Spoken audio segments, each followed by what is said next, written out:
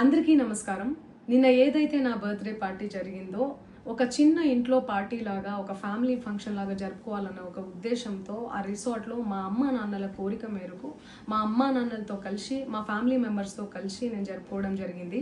అక్కడ మా అమ్మా నాన్న ఫ్రెండ్స్, మా ఫ్యామిలీ ఫ్రెండ్స్, మా టీమ్ మెంబర్స్ మాత్రమే ఉండడం జరిగింది. అండ్ అట్లనే లిక్కర్ ఉండడం జరిగింది, సౌండ్ సిస్టమ్ ఉండడం జరిగింది.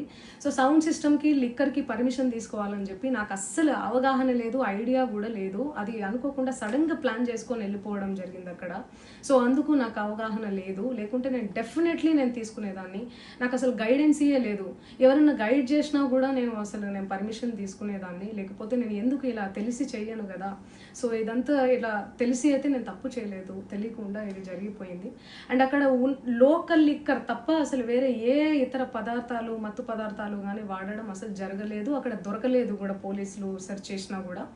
అండ్ అక్కడ ఎవరికైతే పాజిటివ్ వచ్చింది అని చెప్పి పోలీసులు చెప్తున్నారో ఆయన ఎక్కడో ఒక చోట తీసుకున్నాడు, ఎప్పుడో తీసుకున్నాడు అని చెప్పి తేలిందని చెప్పి పోలీసులే చెప్పారు. అండ్ అది ఇన్వెస్టిగేషన్ కూడా జరుగుతుంది. మేము కూడా పోలీసులకు కోఆపరేట్ చేస్తున్నాము.